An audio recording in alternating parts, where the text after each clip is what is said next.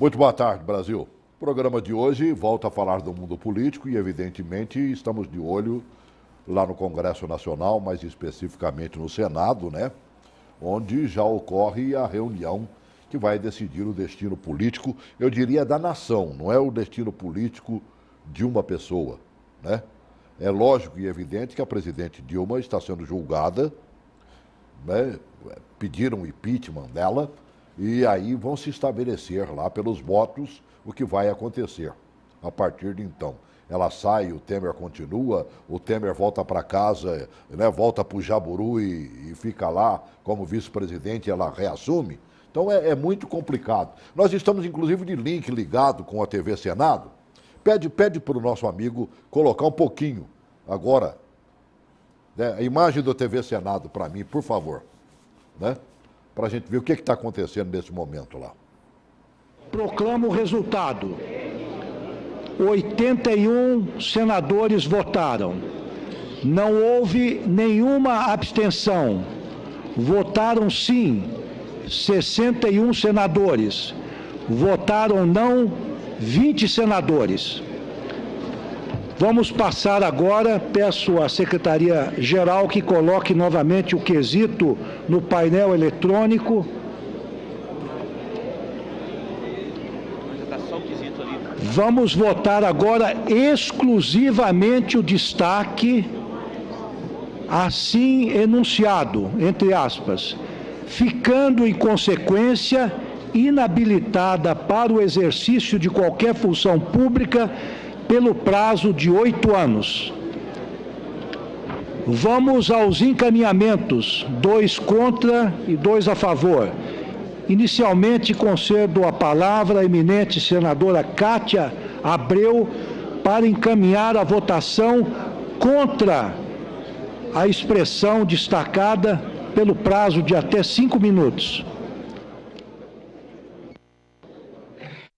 A gente continua acompanhando, evidentemente, 2 parlamentares falaram, já abre aí, hoje é aqui, né? Nós vamos ter que conversar bastante mesmo. Está comigo o Lucas de Sá, meu amigo Rócio Barreto, meu amigo Lucas, né? Cientistas políticos.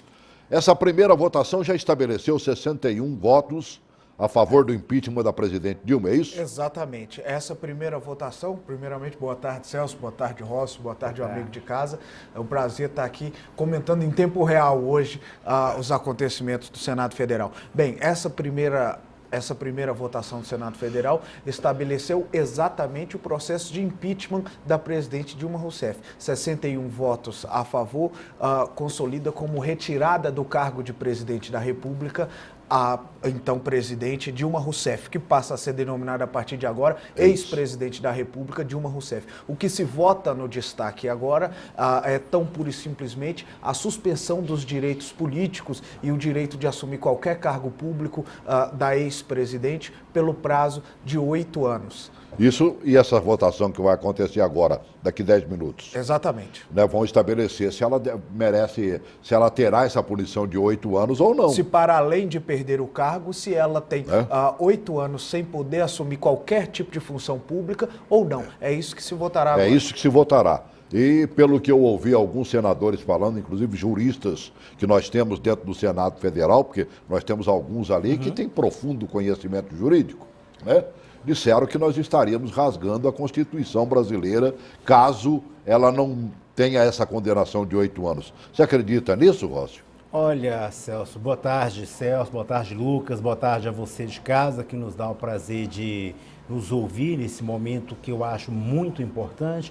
Até falei com o Edson para registrar bem esse momento, que hoje é uma data que eu considero muito importante no Brasil. E a gente está constatando... O antes e depois do Brasil, né? É verdade. A gente está constatando hoje que o Brasil vive um semi-parlamentarismo.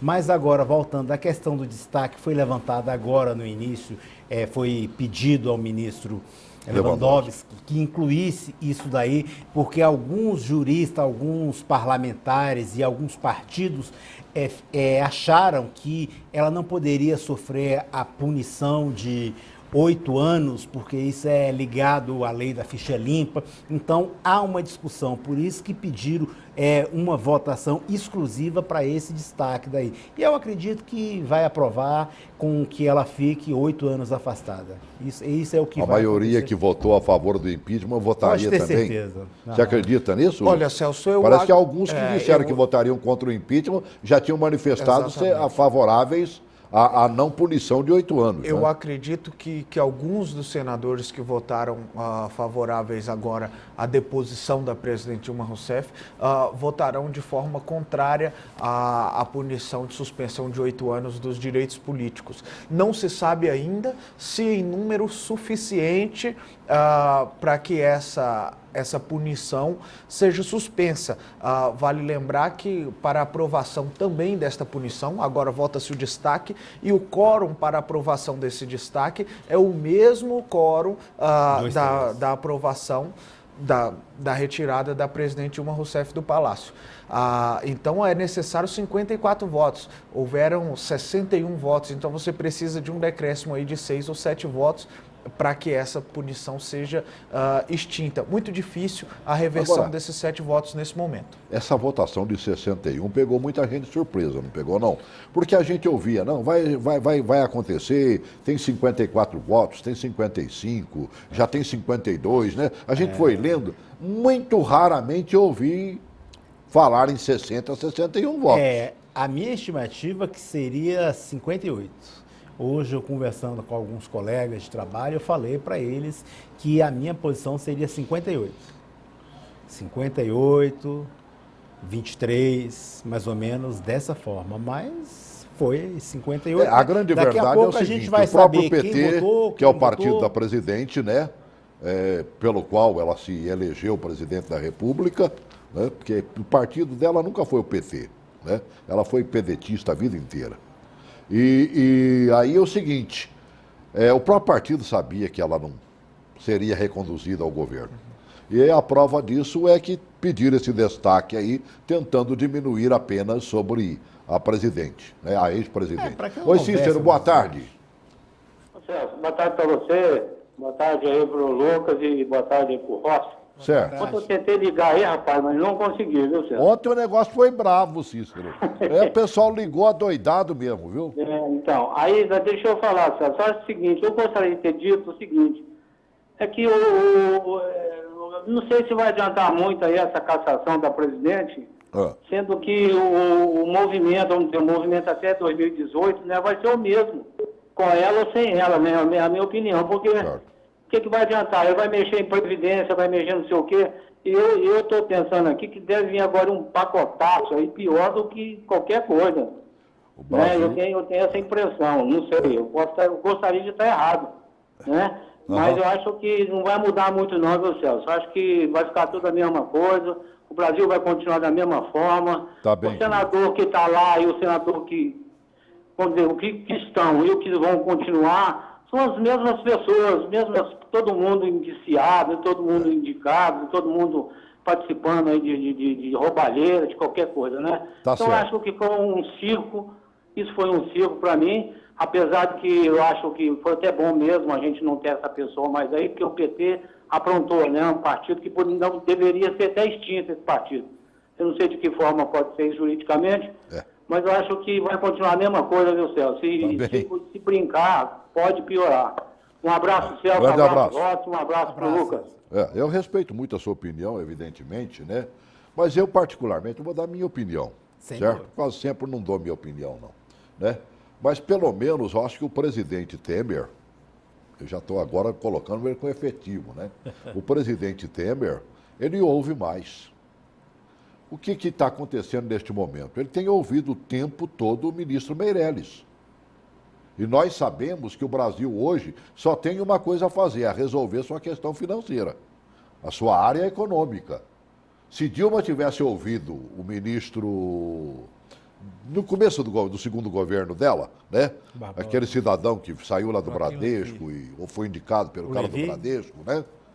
Se ela tivesse ouvido, ela teria feito exatamente o que o Meirelles está pedindo para fazer agora. Mas não fez, quebrou a cara, lamentavelmente, sabe?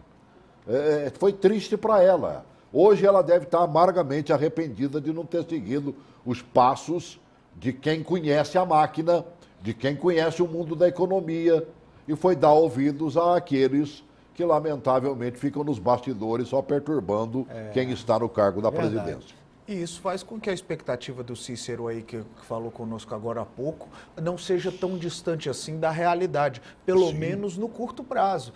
Fica claro o pacote é necessário, que o movimento deste Ele já está lá dentro do Congresso, claro, esse pacote. É da tomada de medidas impopulares, e medidas impopulares, elas a curto prazo trazem realmente um prejuízo à população. Mais do que necessárias. No entanto, são necessárias, em alguns casos urgentes, para que a longo prazo nós possamos sobreviver. Não há dúvidas, não esperemos agora que com essa página do impeachment virada possamos viver um mar de rosas. Não, antes de chegar lá, passaremos por um caminho sem dúvida nenhuma espinhoso. Que venha e tomara que venha, porque se não vier, certamente esse aludido mar de rosas não chegará em hora nenhuma. As medidas impopulares desse governo, me parecem algumas para lá de necessárias, fazem parte desse movimento aí, que ao meu ver está correto.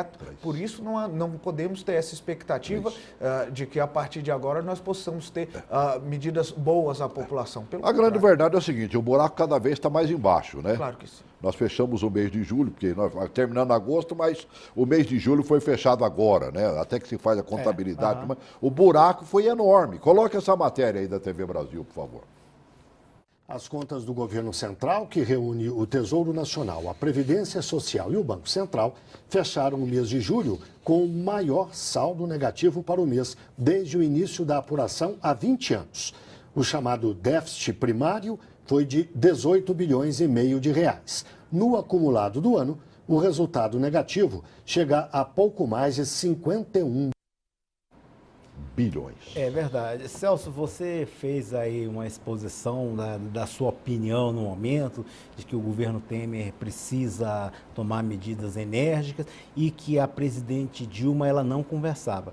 O que a gente vê que o que está retirando ela da presidência, eu já falei algumas vezes, não é somente as pedaladas, o crime de responsabilidade, é o conjunto todo da obra.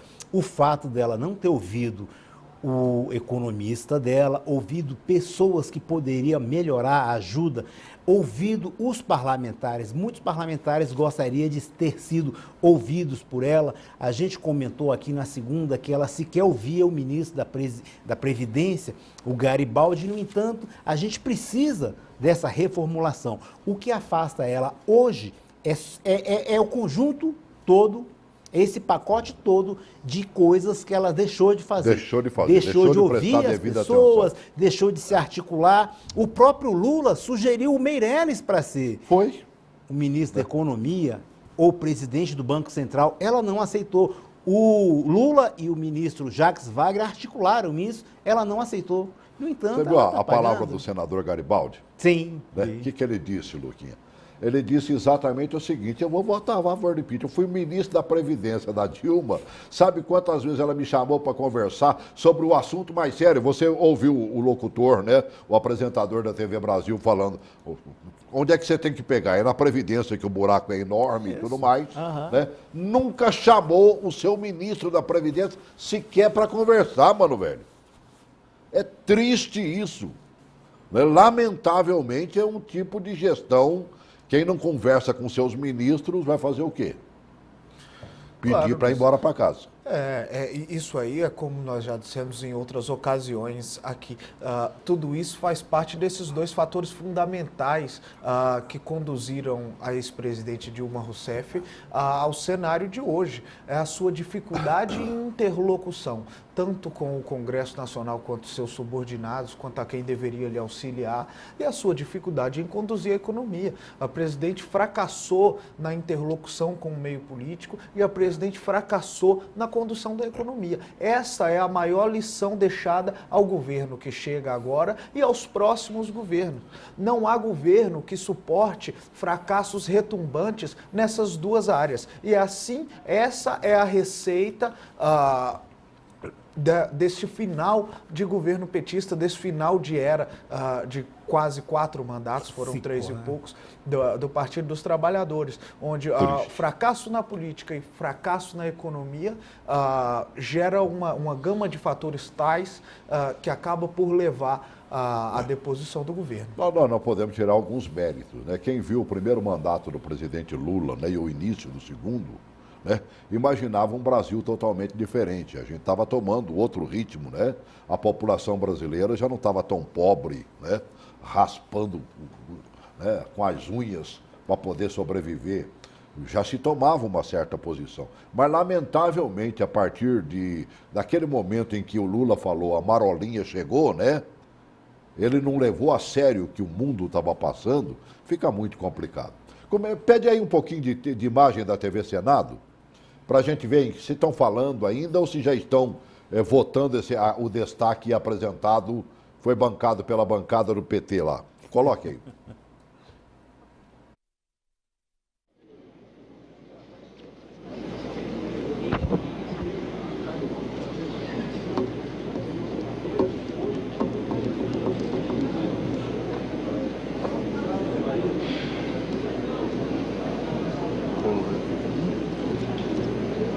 Senhor presidente do Supremo Tribunal Federal, senhor presidente do Senado, senhores senadores, senhoras senadoras, a política é uma atividade conciliadora do pacto, do entendimento. E eu acho que nós estamos no momento para realizarmos esse desiderato da política. É verdade que nós não tivemos a capacidade de construir uma alternativa. Senador Capiberibe, é aquele debate de 5 minutos para um, 5 minutos para o outro, né? Depois vem a votação, e a votação vem o resultado que é quase que imediato, né? É imediato. Além de aparecer lá no estampado quem votou em quem, ou no quê. Não é assim? É dessa forma mesmo. É um sistema prático que tem no Senado, voto individual, painelzinho aqui, que você vota e dá o resultado de imediato, o disparo imediato no painel central. A grande verdade é o seguinte, o presidente Temer agora vai ter que fazer alguma coisa, sabe, como presidente efetivo, que vai receber o cargo numa solenidade no Senado, né? Mas já o colocamos como efetivo de fato e de direito, porque ele está lá interinamente e vai permanecer. Agora, a grande verdade é o seguinte, ele recebe um Brasil trabalhando completamente no vermelho, com esse rombo de 51 bi aí que foi mostrado. Eles mesmos preveem um rombo de até 170 bilhões e um desemprego escalafobético que não para de crescer. É triste, alguns setores até estão contratando mais, mas outros não. Os números do próprio IBGE nos mostram isso tristemente para o Brasil. Se o governo não prestar atenção e não gerar emprego, a gente pode devolver para Portugal e pedir desculpa pelos estragos. Coloque aí essa matéria, por favor. A taxa de desemprego no país atingiu 11,6% no trimestre que engloba os meses de maio, junho e julho. É o maior patamar já registrado pelo IBGE desde que a pesquisa nacional por amostras em domicílio começou a ser feita em 2012. O número de desocupados também cresceu. Foram 436 mil demissões em relação ao último trimestre. 3 milhões e 200 mil pessoas em um ano. No total, 11 milhões e 800 mil brasileiros estão sem trabalho, o maior número da série. De acordo com a pesquisa, a crise na economia atingiu um círculo vicioso. A indústria produz menos, o comércio vende menos, há menos dinheiro circulando no mercado. Com isso, o desemprego aumenta. Com perda de poder de compra, com queda na população ocupada, com grupamentos importantes se apresentando redução no seu contingente e a qualidade do emprego severamente atingida. São dados praticamente no mês de julho, né, que se fechou o mês de julho agora, em termos de fechamento real. Brasília está passando pela mesma tiguaça. A FEComércio ontem mandou uma nota para a gente mostrando que no mês de julho teve uma queda expressiva, chegou perto dos 10%, um pouquinho mais, sei lá, né? No comércio de Brasília. O povo está segurando o facho, não está conseguindo comprar como comprava antes. Quem entra no supermercado sente. Você vai na feira, Você ia com 50 na feira, você voltava com boas coisas para casa. E isso não faz o quê? 6 meses, 8 meses, 10, no máximo 1 ano. Agora, você pode levar 4 vezes mais e ainda volta devendo. Não leva tudo que está precisando. O negócio está brabo demais. Dona de casa, então, é que sabe sobre isso. Né, Mariene? Boa tarde. Eu sei disso, Celso. Isso. Boa tarde. Boa tarde. Ô, Celso, eu estou feliz. Estou feliz. Acho que eu nunca me senti tão feliz na minha vida. Estou feliz agora, viu? A gente está vendo que uma era que fez todo mundo sofrer, porque foi muita enganação. Quando você falou aí agora há pouco, que o primeiro mandato do Lula foi muito bom, e eu não sou nem uma cientista política. Eu não digo muito bom, mas pelo menos auspicioso. Sim, eu não sou nem uma cientista política, mas a vida toda eu sempre falei o seguinte: ele chegou, achou a cama pronta, que o Fernando Henrique deixou o Brasil arrumado para crescer. Ele chegou, deitou na cama e deixou andar. E de lá, quando a cama virou para o outro lado, ele não soube mais consertar ela. E eu até acho que a presidente Dilma, ou ex-presidente, como quer que seja, ela está pagando uma conta que não foi dela. Eles costumavam dizer que a herança é maldita. E ela recebeu uma herança maldita e ela não pode dizer que essa herança era maldita. Agora eu só espero que todo brasileiro, feliz que nem eu estou hoje, tenha consciência de que eu, no meu entender, Celso, pelo que eu vi pela minha idade, daqui 10 anos os meus netos vão agradecer se esse país tiver de fato de direito arrumado. Ninguém pensa que isso aí é apertar o botão e que amanhã vai sair tudo certinho, não é mesmo. A gente tem que ter consciência que o Brasil está no fundo do poço, que só Jesus Cristo que descesse aqui hoje, que ele arrumaria tudo. Que lá tem um homem de casa.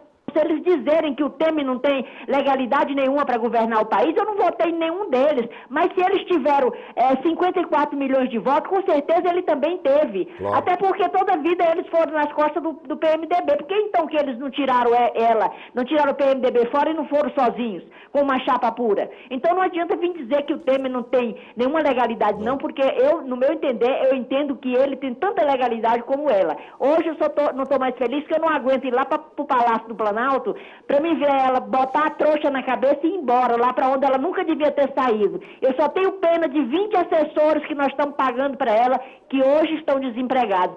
Tenho dor. Mas com certeza eles vão achar outro lugar, viu, Celso? Estou feliz para Bebel, viu?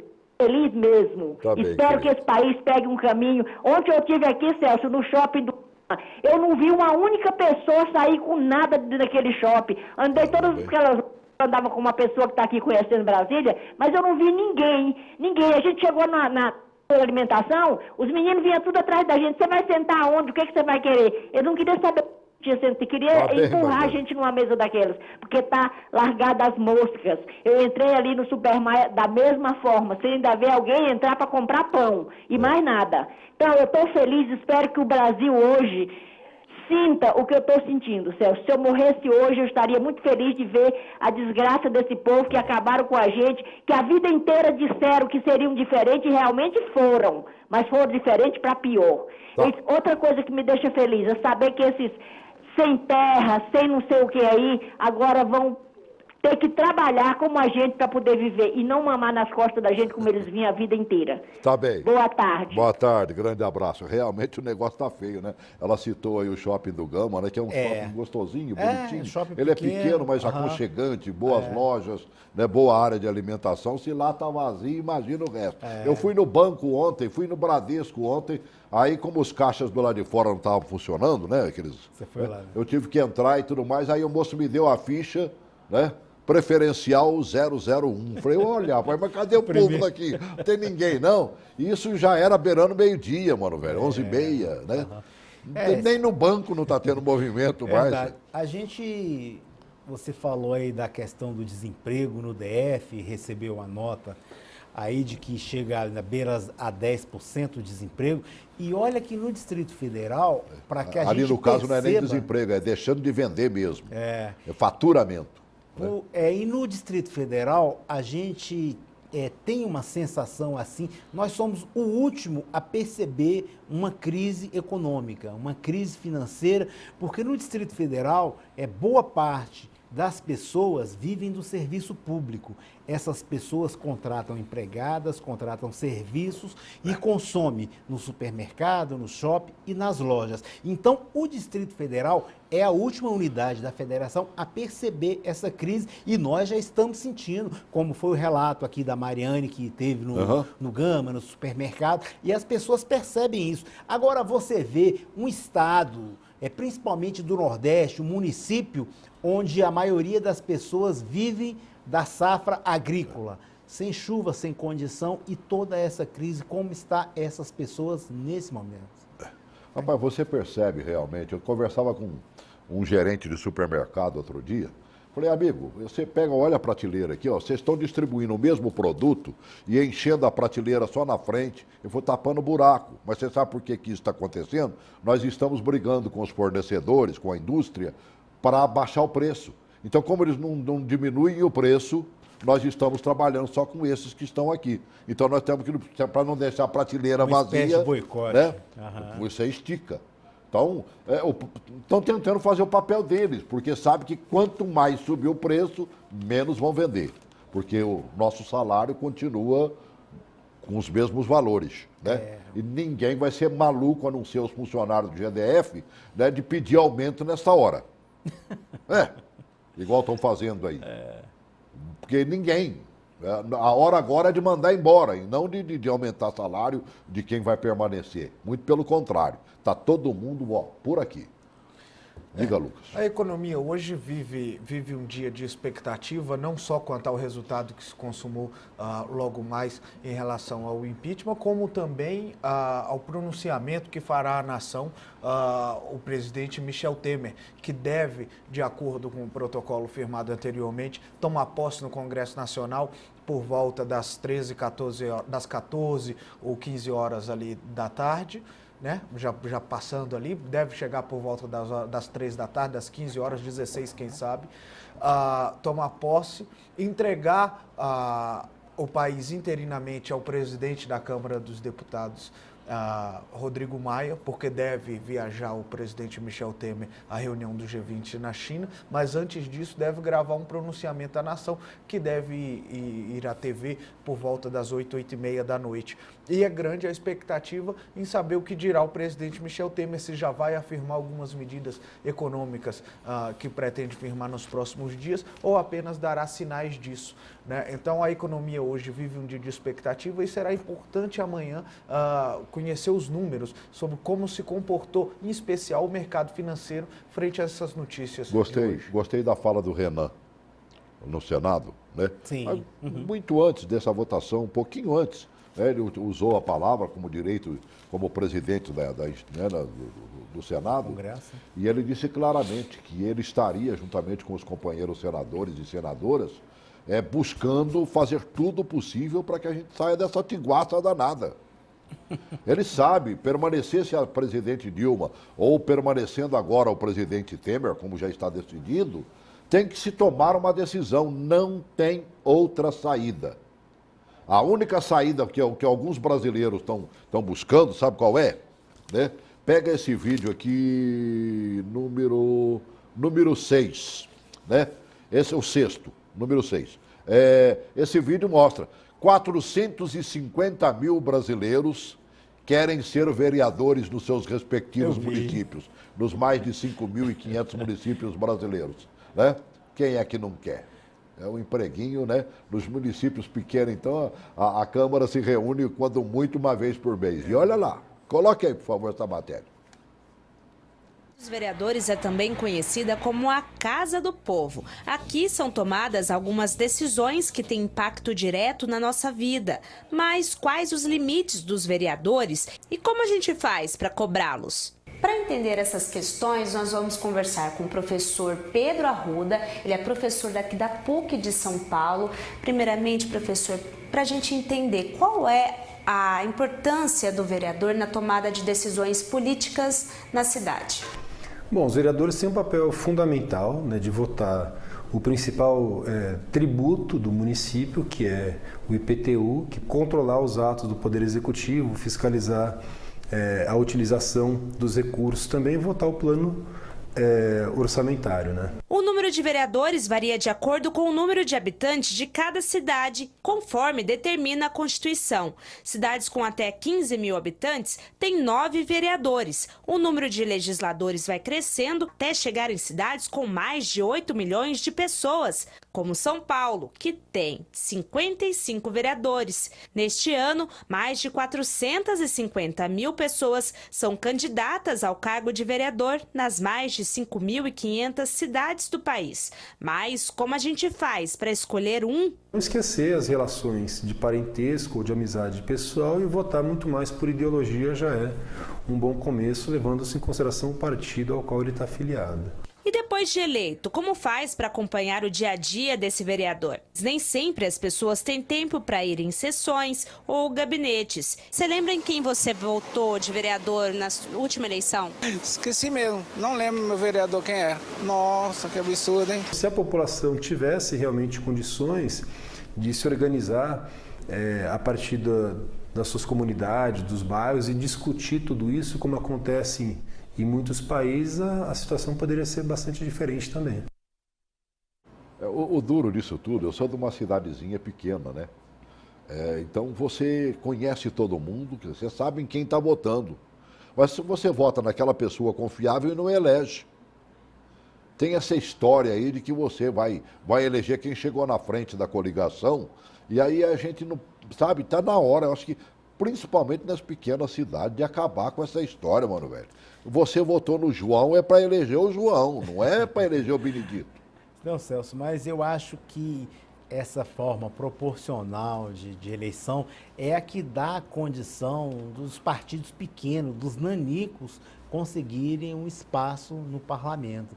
Porque se fosse o voto... Mas quase sempre eles só prestam para emprestar o horário para a televisão e se dá bem, mano, velho. Eles não elegem ninguém. Os patrões dos grandes partidos chegam na frente e se elegem. Muitas vezes acontece isso, mas dependendo do trabalho que a pessoa fizer, ainda é uma condição. Porque se ela sai sozinha, sem condição, ela não tem condição de atingir o quociente eleitoral. Se juntar 4, 5 nanico, faz um diferente do que você... Nós vimos isso acontecendo em Brasília, onde nós temos a Câmara Distrital, mas nada mais é a Câmara Distrital, para você que é de fora de Brasília, nós não somos mais nada, mais, nem menos, nem mais do que uma Câmara de Vereadores. Brasília é um grande município que recebeu, né, como seu mandatário um governador, mas aqui no começo era um prefeito, né, e não existia sequer a Câmara de Vereadores. Era o Senado quem decidia a nossa vida aqui, numa comissão especial lá. E graças à Constituição de 88, isso mudou.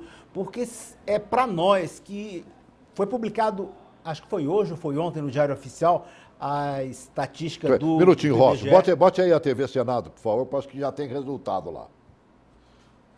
Dos destaques. Por favor.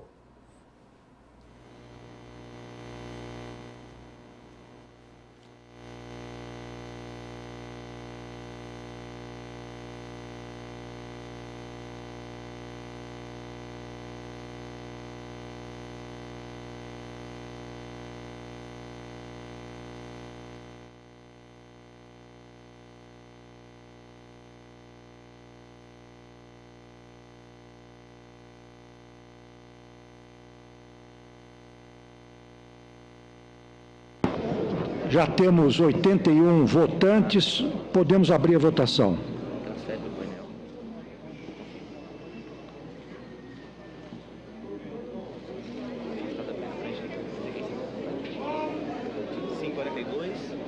Não, 36.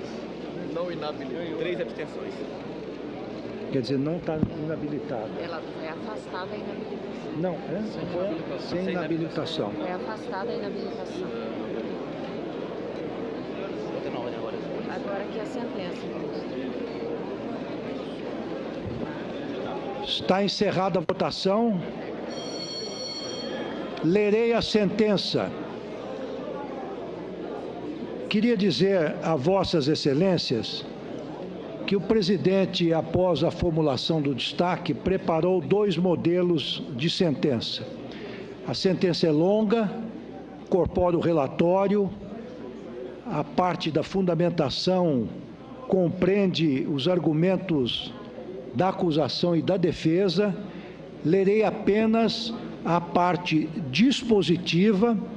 Ao encerrar a leitura, convido, como é determinação legal, todas as senadoras e senadores a assinarem a sentença que ficará aqui sobre a mesa. Passo a leitura.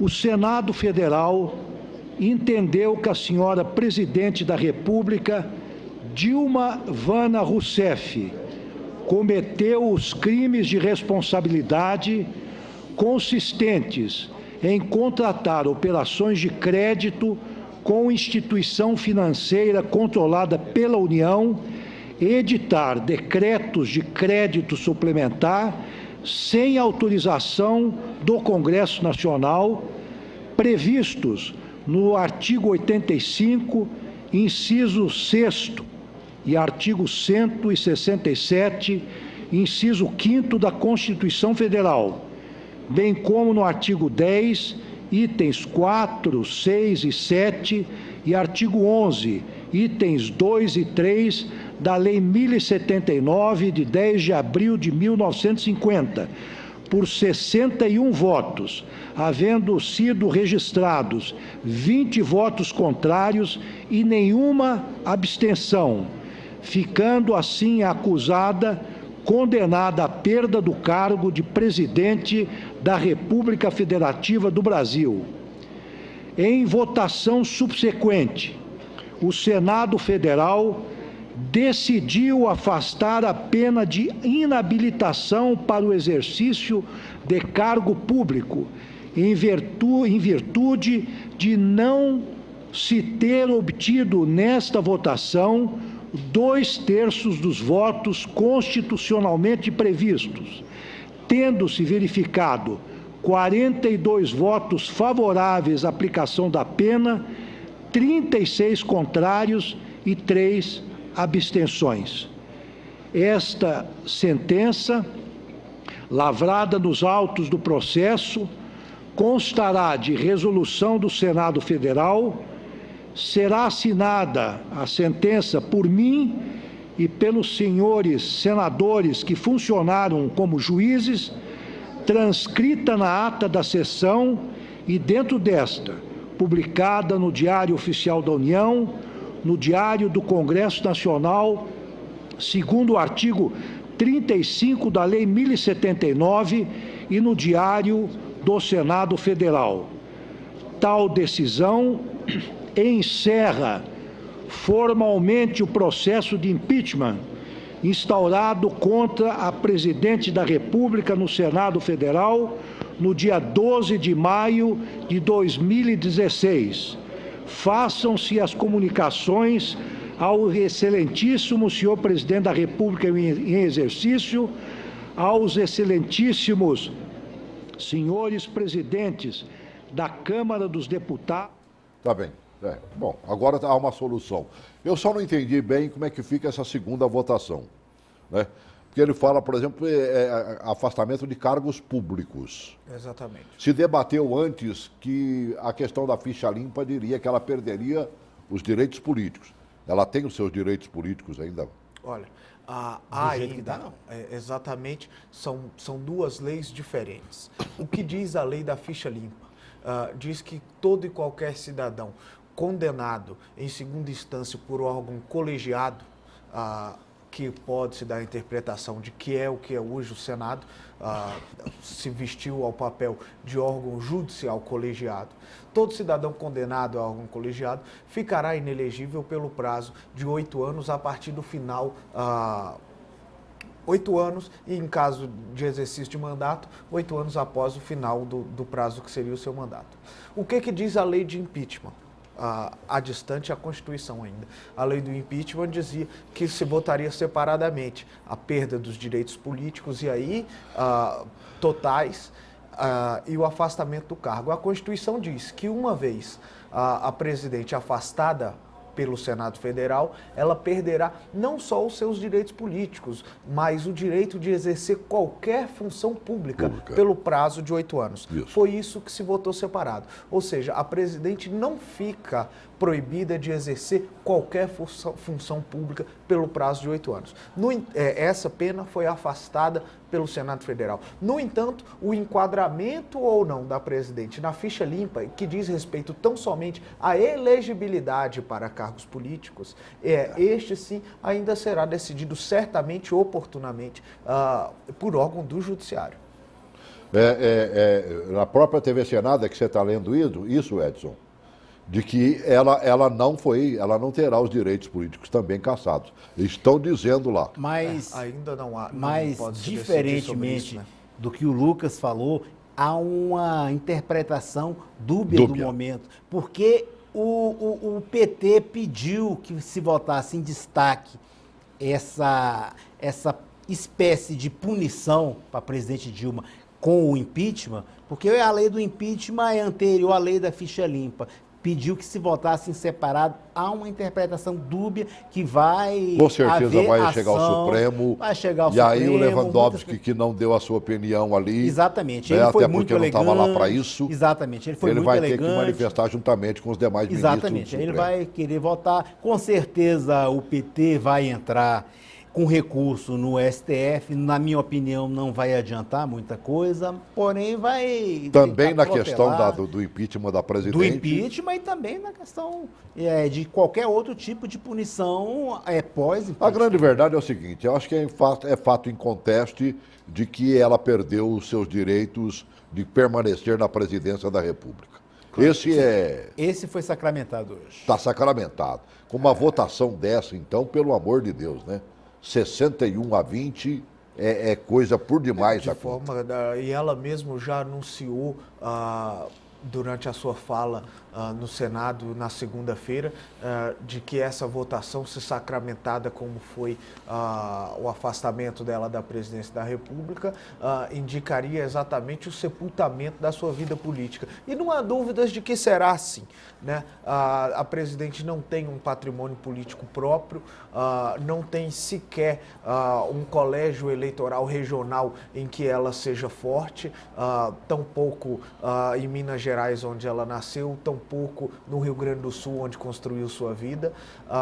Então não se acredita, independente dessa sanção ou não do Senado Federal, que a presidente possa retomar, pelo menos com êxito, uma vida política concorrendo a cargos eletivos. A bem da verdade, o que fica aí é que a presidente poderá, por exemplo, ser nomeada a cargo de ser uma secretária de um eventual governo petista ou mesmo em um município, não perdendo os seus direitos políticos.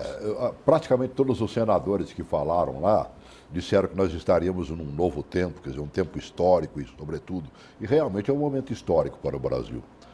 Mas todo momento histórico, ele tanto pode nos levar pelo caminho do bem como pelo caminho do mal. O que a gente quer, na verdade, é que o caminho do bem se estabeleça, que a nação brasileira passe a viver mais em paz e tranquilamente e que tenha uma gestão efetiva, que cuide realmente do povo brasileiro e não dos próprios bolsos. Que isso, lamentavelmente, vinha acontecendo nos governos anteriores. Eu não estou dizendo só nos governos petistas, não.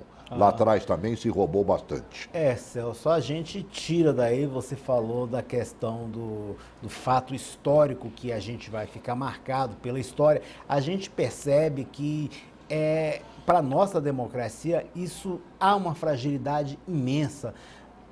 Depois da redemocratização, elegemos 4 presidentes. Dos 4, 2 sofreram impeachment.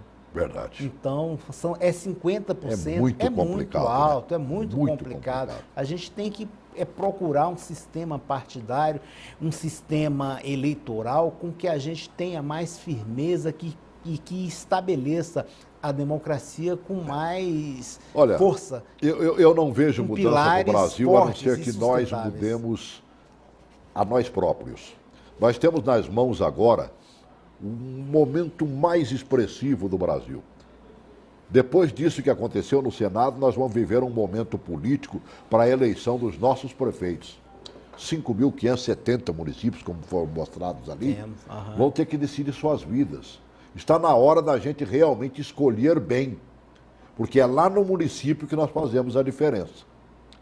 Você pode ver que o Senado e a Câmara vão se esvaziar a partir de agora, porque deputado e senador que não for para o município para brigar para eleger um prefeito lá, não se reelege daqui 2 anos. Porque a base, o voto de cada um daqueles que vêm representar os seus respectivos estados aqui, é simplesmente um voto. O que eu estou achando bacana, eu acho que dá tempo da gente botar essa matéria, né? O Ministério Público está oferecendo, inclusive, aos eleitores, aplicativo para denúncias de irregularidade durante as eleições municipais. Então nós temos que ficar de olho. O cara está comprando voto aí, denuncie. O cara está aprontando, denuncie. O cara está passando outro para trás, denuncie. E quando eu digo o cara, pode ser a cara também, porque nós temos aí 30% de candidatas, né, para cumprir a lei. A maioria delas sequer nem sabe que é candidata. Às vezes, ela mesma não vota em si. Nós tivemos casos em Brasília de candidatas a deputado, dentro dos 30%, que ela não teve um único voto. Aí você perguntou, por quê? Eu nem sabia que eu era candidato. Pegaram lá o número do título da menina e tal, mandaram ela assinar e ela não sabia nem para quê. Coloque esse aplicativo do Ministério Público aí, porque nós temos que passar a denunciar. Eleições limpas vão, com certeza, nos conduzir, em maioria, a candidatos limpos, fichas limpas. Coloque aí. O Ministério Público Federal oferece aos eleitores um aplicativo gratuito para que o cidadão faça denúncias de irregularidades durante as eleições municipais. Veja como funciona na reportagem da TV Cultura do Pará. O aplicativo pode ser baixado em telefones celulares para as plataformas Android ou iOS. Depois, o eleitor deve preencher os dados pessoais. Ele tem a opção de manter sigilo sobre a denúncia. Em seguida, é só descrever a situação. Arquivos de até 12 megabytes podem ser enviados. A grande vantagem para o cidadão é ter uma segurança na qualidade do atendimento, é saber que aquele atendimento, aquela denúncia que ele fez, vai ser direcionada para o local específico do MPF que faz a triagem das denúncias e, em segundo lugar, ele vai saber o que aconteceu com essa denúncia que ele fez. Entre as irregularidades, o usuário pode denunciar abuso de poder político, compra de votos ou propaganda irregular. Depois, todo o processo pode ser acompanhado e a resposta é enviada por carta ou e-mail num período, em média, de até 4 dias. Você consegue ter métricas, você consegue ter comparativos e melhorar o atendimento ao cidadão. Esta é a primeira vez que o aplicativo, lançado em abril deste ano para receber todos os tipos de reclamações, vai ser utilizado durante as eleições. Atualmente, o Ministério Público Federal tem procuradoria em 7 municípios do Pará e a expectativa é que o aplicativo seja usado principalmente no interior, nos locais em que o órgão não tem sede própria. Os eleitores gostaram da nova forma de denunciar e muitos acreditam que a população deve fiscalizar de forma mais ativa os políticos no período da campanha. Se as pessoas realmente usarem, pode ser que vingue, sim. Eu confio sim no Ministério Público e acho super importante. Na era digital que a gente está vivendo, é muito mais fácil e muito mais prático para as pessoas denunciarem através de aplicativos. O aplicativo Saque MPF está disponível para smartphones e pode ser baixado gratuitamente nas lojas virtuais da Apple e Google Play. Tá bem, olha. Hoje que todo mundo anda com essa parafernália na mão, tá fácil de denunciar. O que você mais tem que prestar atenção, o Rossi me dizia aqui, né? É exatamente no gasto que o cidadão está querendo se eleger. Um desses 450 mil vereadores aí, possíveis vereadores, né? E também os prefeitos. Os gastos hoje estão limitados. Fica de olho e denuncie, né? Para a gente arrematar, quase 1 segundo, 30 segundos para cada um aqui. Hoje é um dia histórico, você que vai eleger seu prefeito, seu vereador, não eleja ele pelo marketing, nem pela o que ele promete oferecer em sua campanha, mas sim pelo programa que ele vai ter que cumprir e pelo programa que ele está propondo para você. Essa é a minha dica da agora. Sim ou não? Você acredita num novo Brasil a partir de agora? Eu acredito que há necessidade de mudanças ainda maiores e que vai haver mudanças hoje é como eu falei anteriormente. Hoje a Lava Jato, para mim, já valeu a pena. Espero que ela continue. Começa por aí, Lucas. Você acredita que haverá mudança? Pura e simplesmente do ponto de vista econômico. Eu acho que o Brasil hoje toma um novo rumo, especialmente na economia. Do ponto de vista político e social, nós precisamos de mais do que um processo de impeachment para dar conta disso, né? Eu acho que o Brasil hoje firma um novo rumo, quase que exclusivamente frente à questão econômica, com um novo modelo de governo desenhado, muito voltado a resolver este problema, que, a bem da verdade, é também o nosso problema mais emergente, né? É o problema da economia. No mais, nos resta só desejar boa sorte ao novo governo que chega e que se instala e que nós possamos viver dias melhores do que esses que acabamos de passar. Ao se efetivar no cargo, ele efetivamente faça coisas boas para o Brasil. Mesmo que a gente tenha que tomar um remedinho amargo, mas que seja para a melhoria de cada um de nós brasileiros. É que a gente espera. 61 votos a favor do impeachment da presidente Dilma. 20 votos contrários ao impeachment. É mais do que estabelecido que o povo brasileiro, devidamente representado pelos seus senadores, queria esse tipo de mudança. Que ela venha realmente como uma efetiva mudança. Nós não podemos mais ficar aí de pires na mão e pedindo soluções que não chegam nunca. Que o Senado e a própria Câmara tomem a consciência que este momento realmente é importante. O que o Renan disse lá, que estaria à disposição do governo, qual fosse ele, ou Dilma ou o Temer, né, e agora consagrou-se que é o Temer, né, estaria pronto para lutar para que se estabeleça uma mudança, principalmente na área econômica. O Brasil tem que cercear e acabar com essa história de desemprego e deixar o povo cada vez mais pobre. Que a gente volte àqueles bons tempos, né, que veio lá do Fernando Henrique, o Lula soube bem aproveitar, como disse uma das telespectadoras, né, e deixou bem a população brasileira. A gente sente saudade desse tempo, principalmente quando a gente mexe no bolso. Grande abraço.